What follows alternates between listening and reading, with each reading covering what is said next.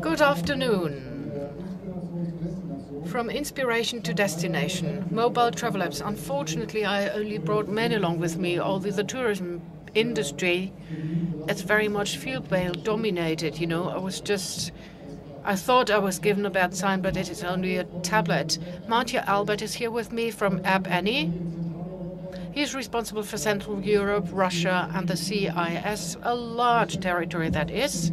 He's going to inform us about App Annie and its activities. Beside him, there is Thorsten Reitz from TUI. He's head of product development and operations at TUI Germany. We have Martin Widenka with us. He's a social media manager working with Thomas Cook-Neckermann, also here in Germany. And last but not least, Massimo Casaroli. He's a consultant at the DB Systel, which means that's part of the German railway company of Deutsche Bahn. All four of them prepared a short statement of 3 or 4 minutes. How about mobile and travel from their particular perspective? And then we'll have a 30-minute panel discussion. Now, if you look at today's setting and if you go through today's e-world, you will realize rather quickly that the tourism sector is also very much influenced by that. The smartphone is in the center of everything we do.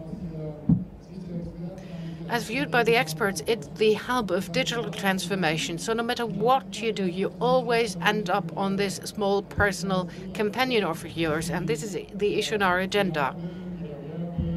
If you talk about wearables, the checkbox, or the connected screens in the cars or on the trains, you always need to be connected to the mobile devices, be it phablets, tablets, or smartphones, it doesn't matter. And this is why we thought that we are going to talk about from the traveler to the destination. What is the customer journey?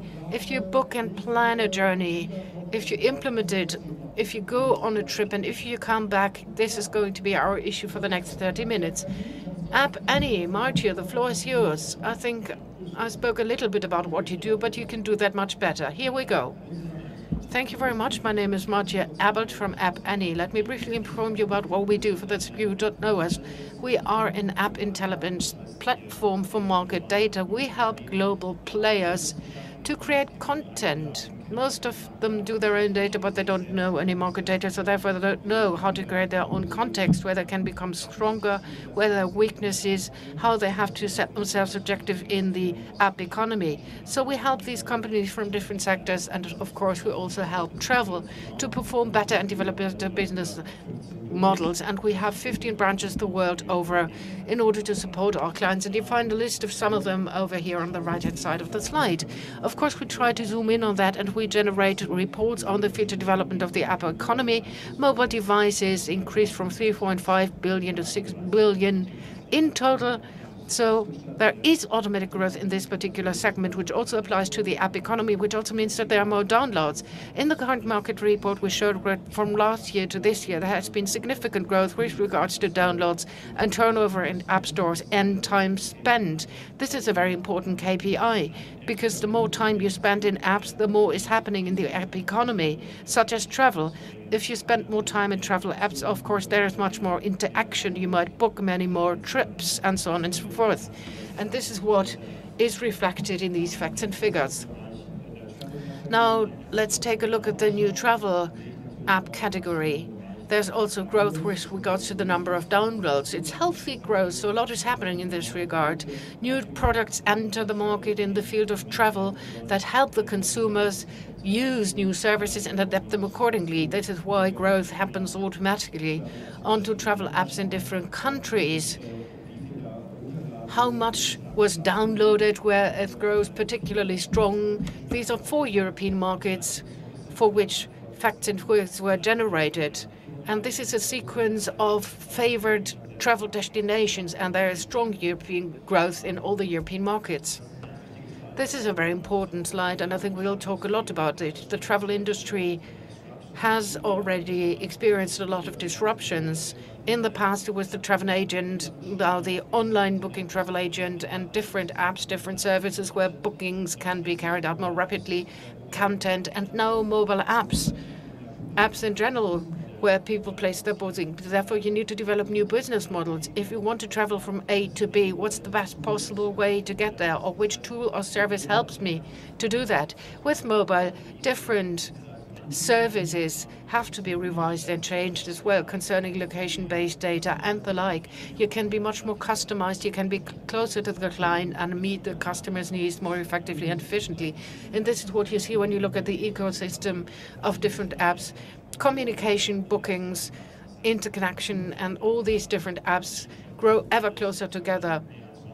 And more people try to offer services which go beyond a one-stop shop. That was basically it. Thank you. Thorsten. On to the next speaker. Yeah, let me continue. Hello, my name is Thorsten Reitz. I'm here at TUI, responsible in Berlin for... Okay. My name is Thorsten Reitz. Let me start again. At TUI Deutschland here in Berlin, I'm responsible for product development and operations. We deal with software developments. We develop portals, platforms, and apps for the TUI travel operators or travel agencies. On the one hand, we offer desktop apps, smartphone apps for searching and booking certain tours. The current platform is responsibly implemented, and furthermore, we have along the customer journey developed My TUI app. My TUI app supports the client on his journey when booking a flight, when checking it at the hotel desk, and when preparing his trip in the run-up to it. When I look at all the mobile apps and mobile in general, there are certain challenges we face. First of all, as viewed by the travel agent, mobile traffic is very much on the rise, but it's getting more difficult for apps to get into contact with the client and show that they are of relevance. Apps need to be installed. And I think in this regard, in the mobile sector, we've always think of developing browser alternatives in order to make it possible for the clients to place their bookings. On the other hand, we've got this My TUI digital assistant, which is a real USP for the client, which you can use while traveling on an ongoing basis. But apps will be deinstalled rather quickly if they don't have a benefit day by day. And the user frequency needs to be increased for the clients of TUI. At any given point in time, we always want to reach a relevance which is quite high for the clients. Thank you very much. On to Martin with Thomas Cook. Hello, my name is Martin Widenka. I'm head of social media of Thomas Cook. I have 3 inspiring slides that I brought along because I always have the feeling that I'm the one wearing the inspiring glasses. I don't mean to say what we have to offer, but each and everyone who has a smartphone knows exactly that you've got to have it with you all the time. And the radius is normally below 1 meter. It's in my pocket, and nobody really thinks of it. But the mobile phone is always close to me, and you use it day by day for whatever you do, and especially for planning a trip, and also for booking and placing a booking. Now, what does the inspiration look like? We all go to Instagram, to Facebook, we go into the internet, we browse, we try to find content with the help of the smartphone. In the future, we might have Amazon Alexa at home. And when we talk about trips, these devices listen in, and in combination with a smartphone, we can also provide additional content. This is what the future holds. When we make our plans, we already today offer virtual reality. This is also what you can see here in the trade fair. This is nothing new. We offer that as well, and you can use it too. You can also go to our website, cook.de, where 360-degree videos are available, and in the run-up to your trip, you can look at the hotels. All this has already become a reality. This is nothing new, but it will continue to grow. Let us take a look at the bookings. In the future, there will be no necessity to go on a big search, but with the help of Amazon Alexa and all of the services that you can use, you will leave your traces behind. And as a consequence of that, maybe you will get one particular trip offered and you will book it because it's of relevance for you. And this is what we are working on internally, because we have the vision that this is what the future will hold. And this is one of the examples of our Casaroli boutique hotel. You know, if you book it, you will get documents in our travel guide app that we also offer to go along with that. But we don't only rely on our own app, but we also use different networks and media tools, because we know that this is where the clients move about, this is where the users are, and this is of relevance. Thank you. Massimo, welcome. I work for the DB, German Railway System. You might know some of our apps. They're not really very inspiring, I have to say. But we found UXs for us, strategic UXs, and we were wondering, where do we want to play? Do we want to cover excellence from A to B, from station to station? That's what we're currently doing. With a navigator, it's easy to book a trip. Or do we want to cover the last mile in an intermodal way? We're not really very well positioned in this regard. Or do we really want to have the multimodal mobility platform? For us, we discovered that things are not really running very smoothly for us, but we want to be a companion for life. This is what's inspiring, and this is what encourages people to go on a trip, use our products, and book the products of our colleagues.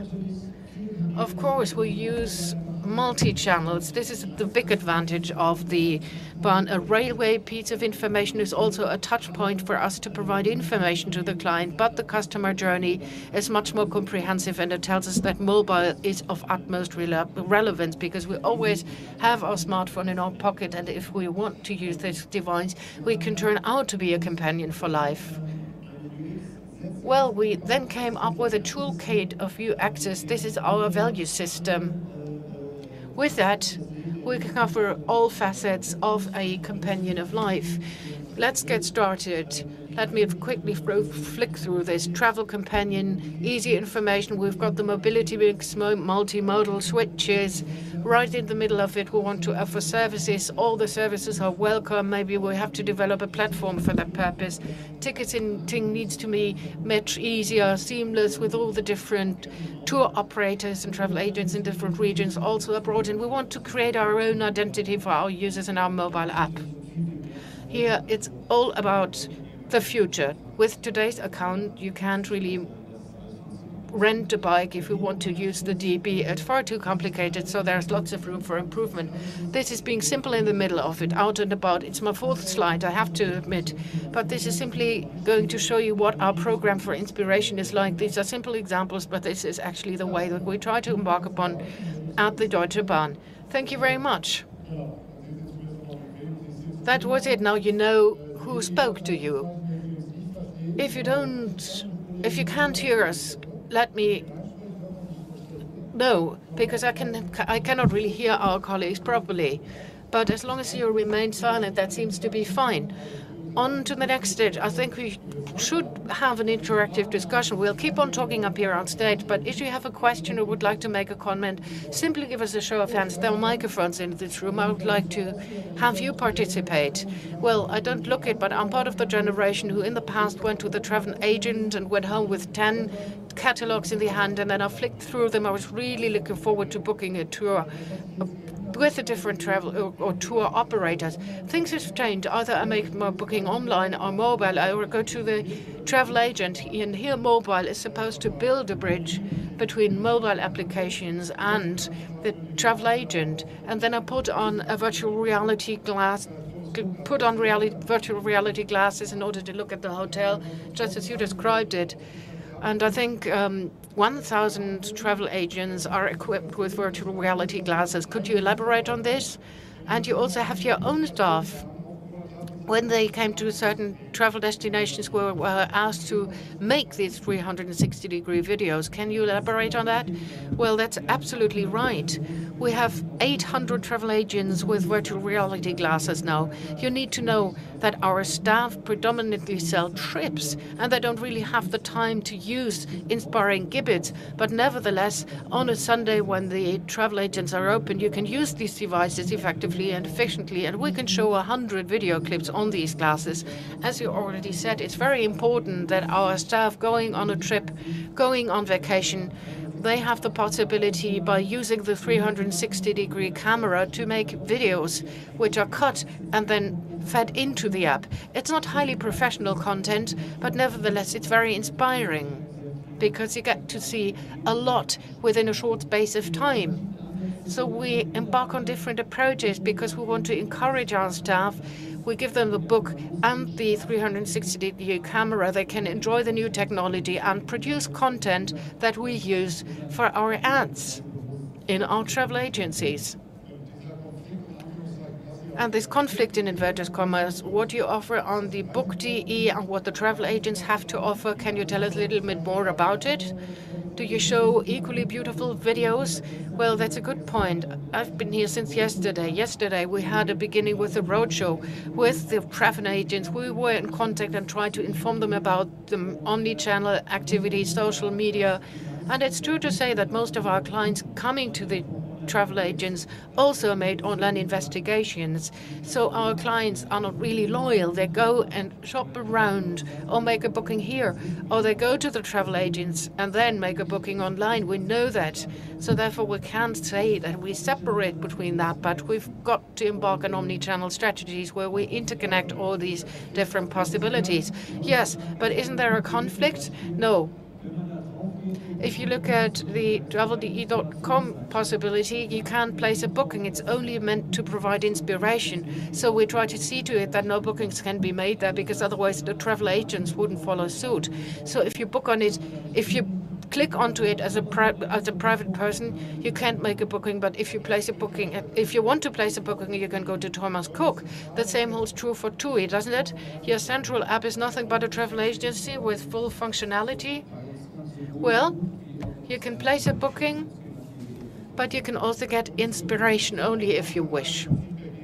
And after the trip, you can leave your feedback behind. Yes, we cover the entire customer journey.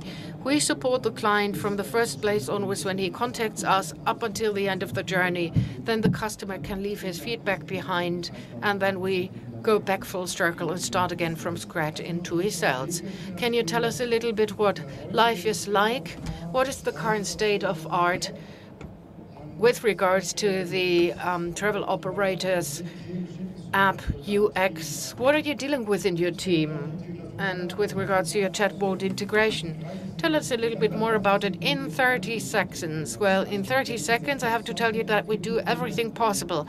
With a view to software development, of course, we bank on new technologies. What is it that we can use? What can we develop in such a way that it can be used in as many platforms and apps as possible? Here, we run into difficulties again and again because apps are not as flexible as they should be, because they need to be reviewed on a regular basis over a long period of time. At Google, it can be done rather quickly, but with Apple, you have to go through the Apple Store, and this takes much time, and sometimes you lose out on flexibility.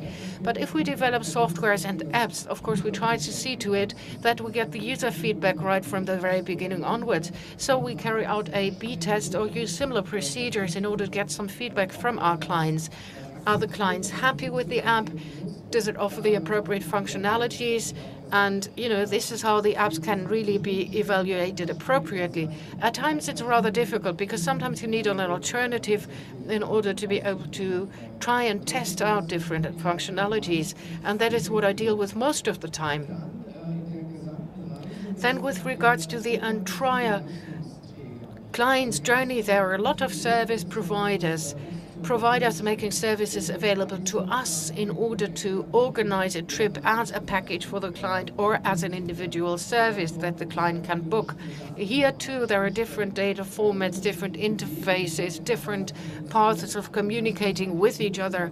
And all this needs to be brought away in such a way that the client doesn't really realize that he's interacting with different players.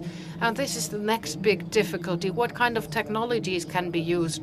Are there standardized data sets available? And these are the driving forces for everything we do. But we always have to try to find out, well, what comes next in our pipeline? What do you expect? What will the future hold? Sometimes we bank on different issues and sometimes we prefer to wait.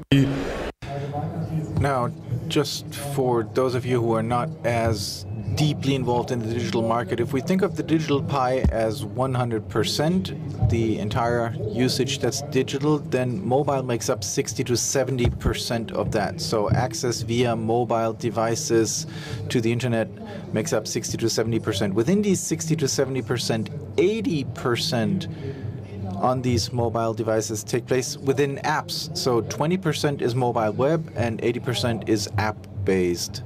But the apps have browser functionalities within the apps, so you cannot say that everything that's happening within apps is a closed system. Sometimes the Lufthansa app, for example, you also use HTML5, etc. So quite interesting because you just mentioned it. How do you deal with app versus mobile web? So how important is T-Mobile optimized, excellent mobile websites?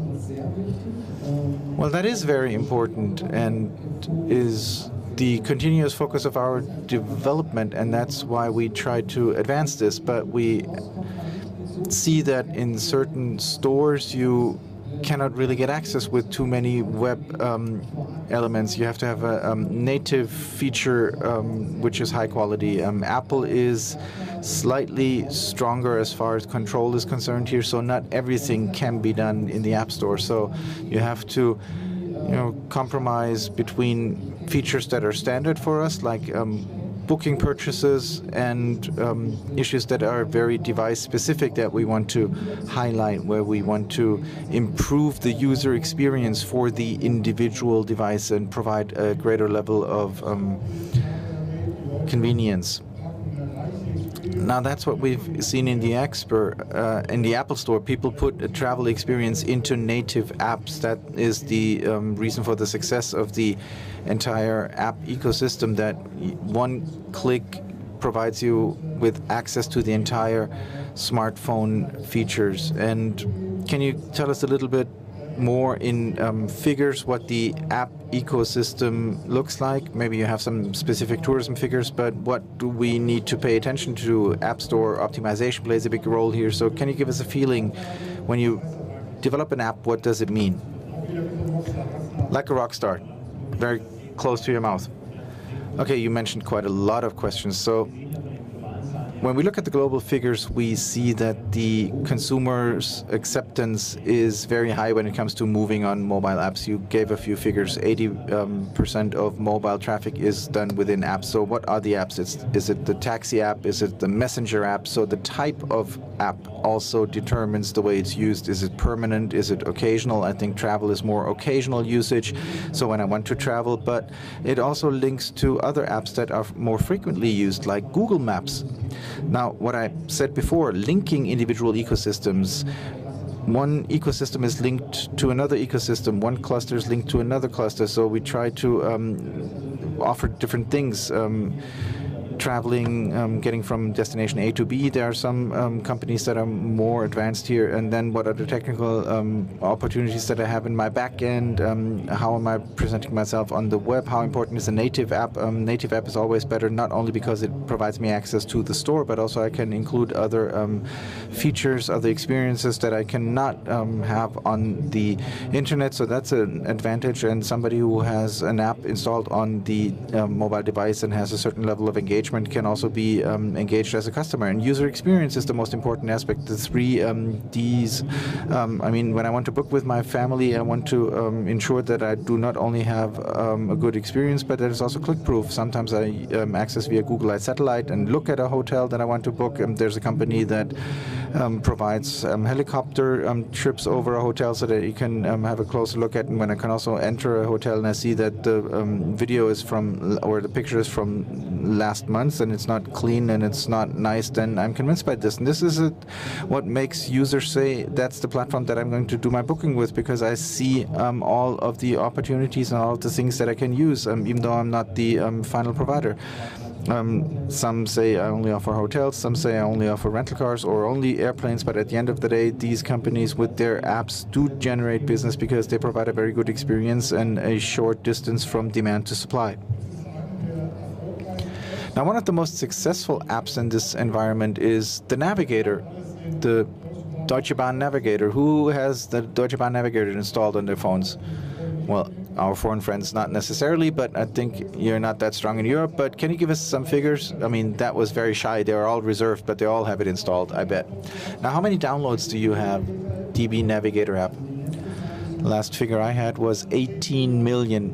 18 million, but to just pick up the discussion again, these are just figures, and figures are very patient. As long as there's no better alternative, I would never rest on these 18 million laurels. But this morning, great experience, by the way. I used the Bahn, German railway, not because of you, but first the ICE high-speed train, then S-Bahn and intermodular, and then the attendant came and I pulled out my smartphone and I had the QR code, and I thought I would have to show my credit card also, but no, I didn't have to, because you've improved it. I can only show my smartphone and show the QR code, and no longer I have to show the credit card. Yes, we're always working on improvement, and the identification thing is something that we've improved. It's not as bad as it used to be in the past. I had a similar experience, by the way.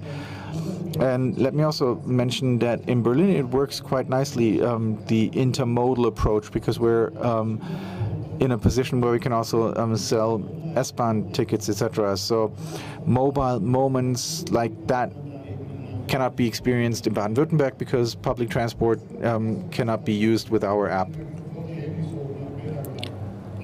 Can you tell us a little bit more about customer journey and touch points? You have a lot of touch points. Well, the customer journey, you're all familiar with that prior and after the trip. We have a high relevance when it comes to supporting the trip per se. If there are delays, if you have to change your reservation, or if you have to come up with another route. We're not very good at that because that's mostly during the trip.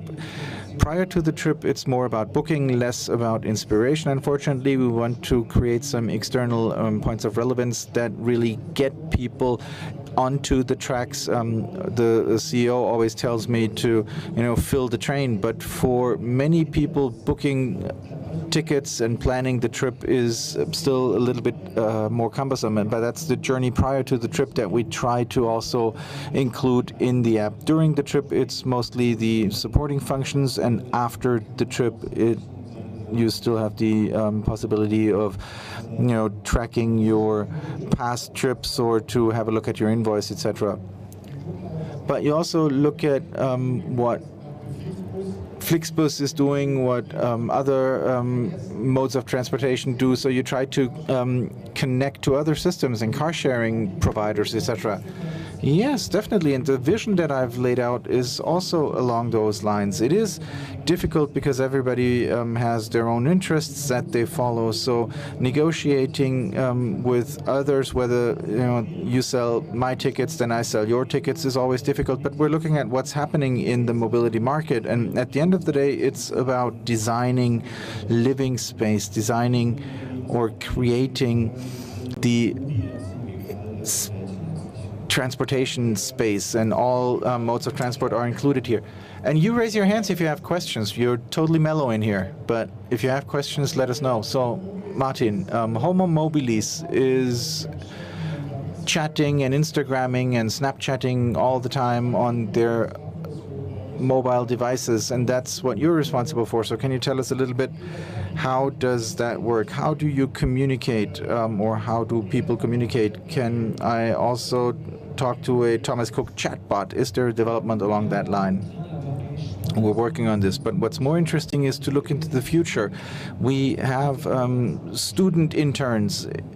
they're around 14 years old, and they have to present their social media behavior when they work for us, and that's always interesting. We recently had 2 girls, big fans of BB, Julian, Ben, etc., all these YouTube people, and in their entire class, Snapchat is the main social network. That's their most important social network. Everybody uses Snapchat. And then I asked them why.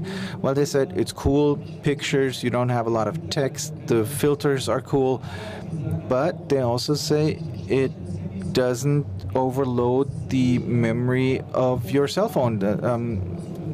Memory function, and that's quite understandable for us. We always want to archive things and access some snapshots later, but who checks out their snapshots 3 years later? Okay, so it's not as bad for power and battery as Facebook. Yes, so Snapchat number 1, then Instagram, then YouTube. They also check out YouTube, but Facebook is totally out.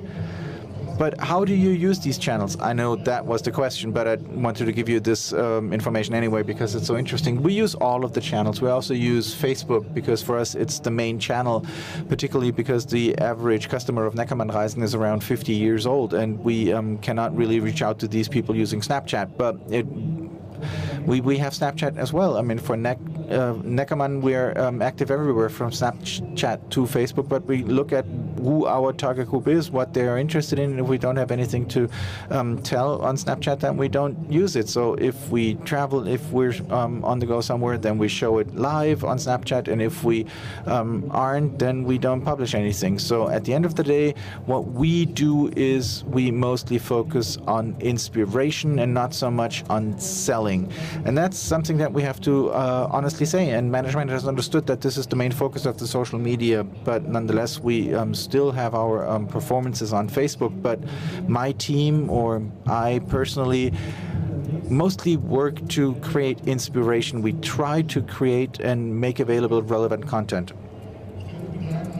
Now, Thorsten, I think you usually think a lot about the 2 big stores, also Android, Google Play, and iOS, that you have 2-3 million apps in these stores. You're a strong brand. You're easily found. When I enter TUI, I immediately see that the search engine in the App Store, which is usually very bad, works quite nicely. So can you tell me from your software development perspective, can you tell me, do you also contribute to onboarding, discoverability, this entire customer journey process when using an app? How is that improved? Are these issues that you also look at?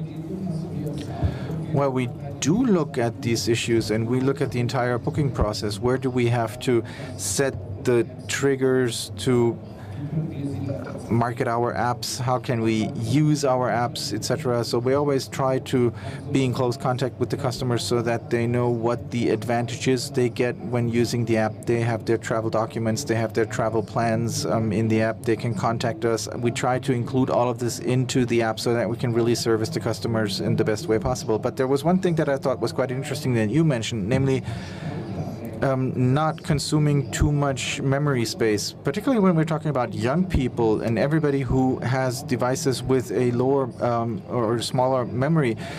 It's something that is very important. Why should I store an app that has 100 megabytes but has basically the same functionality of a website, and I only use it once, namely when booking a trip? And that's interesting. So how can I create a high usage frequency? And it is something that at the end of the day will become an app that more or less accompanies you throughout your life. And I have to, set those triggers, use our app in a diverse way. You can do more than one thing with it. For us as a tour operator, it's a lot more difficult than a mobility portal, but that's what we have to achieve. Well, your TUI app is called TUI app. But do you have some things where you're completely undercover, where you focus on traveling or social aspects, etc., where Thomas Cook, Neckermann, or TUI isn't even mentioned, but where you are more or less somebody who provides experience in the World Wide Web? No, we don't do that. Are you familiar with some examples? Well, one of the issues, discoverability, that via the web you can also create a gate towards the apps. That's a very difficult issue, but it's always worthwhile to look at how other apps are doing it. This in-store and within store is something that's very normal, and we see a high level of downloads because I sometimes delete an app and sometimes I reload it again when I have a good memory, and if I can create a gateway with this, maybe not with mobile.de, but with something else, then I have a higher customer engagement. Can you tell me what the SDKs are that you use to track? There's Adjust and Kind of Tune and so many others. Do you have a dashboard that you look at? How long do people usually spend time on your websites, etc.? Well, I have this for all of the systems because I want to always look at numbers so that I can make the respective decisions for further development. And we also use this for the optimization. We talk about click-through rates or funnel. We look at where do people come from, where are the bounce rates, where are the things that we need to optimize. And I don't really differentiate between desktop websites or apps. Do you want to tell us a little bit? I mean, you quite elegantly avoided giving figures, but do you have figures? Or can you promise us to later on deliver the figures? How many downloads are there in Germany in the tourism market, stuff like that? Do you have anything that you can disclose? Or am I fishing in the dark here? Now, there are millions of figures. I mean, every day we create new data points from our customers. Basically, you have to understand the mechanics behind it. I already said there are still downloads of travel apps, and this brings me back to the issue of do apps make sense in the first place. But can you say us about categories? You also think in categories. Yes, we create data points for the rankings. I already said that it's always good to benchmark. If you want to see who creates engagement, then we provide the market data, and that provides you to with an opportunity to get an orientation, and you can see whether this is a strategy you like and you want to copy for your product. But the thinking in general is you have mobile apps and they're not dead, because sometimes you read in the press that they're dead. This is not the case. There still is growth in the download market, and that's important. On our devices, we have an average of 35 apps, and we sometimes delete some because you have also occasional use. I cannot have 50, 60, 80 apps at the same time, so sometimes you delete things, but it's about branding. Am I close enough to the customer? And if customers interact with me and do that via mobile apps, do they have a great experience? And in the mobile website or progressive web apps, there are different approaches here, but that's definitely nothing wrong. But the perfect customer experience and a good monetization include apps still are a stepstone. So you need to have a holistic way of looking at it. But mobile apps continue to be the best contact point with the end consumer. Now you have 5 minutes left to ask questions, and if you don't have any, I'm not angry. So whatever you want to do. Okay, let's look into the future a little bit. I know Wi-Fi access in trains is a very big issue for you, and you are the ones who are the messengers of the bad news. I know you plan a lot and you think about beaming content onto the windows, and everybody has their personal devices. Can you tell us a little bit, Deutsche Bahn 2025, what will happen? Now let's say Deutsche Bahn 2019, that's probably more realistic. Now what we're currently doing is to really establish a new sales platform. That's a new big thing. We are renewing the entire technical basis of all sales channels. This includes the app, this includes the web, this includes the ICE portal that you just mentioned. So the extended arm of the customer touchpoint on the train. Let me give you a small anecdote. We did a test run with providing a shop in the ICE portal, and I quite liked it. I was one of the testers that used this while traveling on the train. And sometimes when you're sitting in a train, you have this feeling that now you would want to shop. And by the way, sales per capita, I don't want to give you any figures, was gigantic. I never expected it to be this enormous. And it also works quite nicely on the plane. So you can create certain relevance points. What were people able to buy with the usual stuff you can also get on the plane, perfume, watches, and all that stuff. But it is very important as a principle because, I mean, there are also other examples where mobile experience is experienced on the train. Starbucks, for example, sells coffee via mobile channels, but the basket is 23% fuller than that of the regular customer. And you get the regular cafe latte and then a cookie on top and this and that, and you have 23% more sales for the 25% mobile users of Starbucks. Now coming back to 2019, everything is always bigger with Deutsche Bahn, so we have to equip our entire fleet with IT, up to 3,000 trains that need to be equipped, and you cannot do that on a weekend, so we need months for this until they're back in the garage and are then retrofitted, etc. So we need to be a little bit patient here, but something will happen. Omnichannel is a buzzword that has been mentioned here. This is another future vision for Deutsche Bahn, so I can be inspired at home on my PC, can then order the ticket in the app and pay at the actual brick-and-mortar desk. So all of this will be enabled with the new platform. And as I already said, we really want to accompany somebody throughout their entire lives and not just transport them from A to B. At the moment, we're just a transporter. And if you look at the last app that we also saw in the press, we have an entire zoo of apps. The Track Agent is actually an app that should be part of the Navigator, and Train Station Live is also one feature that should be part of our 1DB app. So we will see some consolidation taking place. That is an interesting issue, by the way. I have to say, for me, that was not a mobile moment when half a year or 9 months ago you started to put everything back into the Navigator app. If you click on the menu from Hamburg, you end up getting 25 bullet points, and at the very bottom it's rent a bike. The Hamburg menu will not survive. Okay, but you put everything into one app, and Facebook is doing it the exact other way around. They say you have Pages, you have the Messenger, you have Instagram, etc., and they succeed in keeping the home screen in their own hands. Of the 10 most downloaded apps, 6 are by Facebook and 4 are by Google. So is that also something that you're thinking about, bundling and unbundling, or do you focus on the mothership approach like Deutsche Bahn is doing, or? We also try to bundle everything into one app because we see that customers don't understand why a trip search and a digital assistant should exist in parallel, and maybe a third app in addition to that. So with the contact points that we have, we focus on providing everything within one app. Yeah, we do the exact same thing.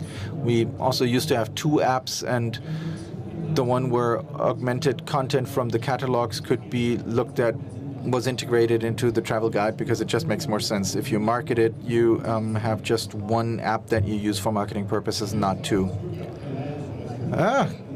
Good. So see, everybody has the same vision. No, the context, I think, is what's decisive here. And in the traveling context, train stations play an important role. And there are a lot of functionalities, and you need to clean it up a little bit, but it will definitely look different. Okay, if I look at my watch, I can see, are we done?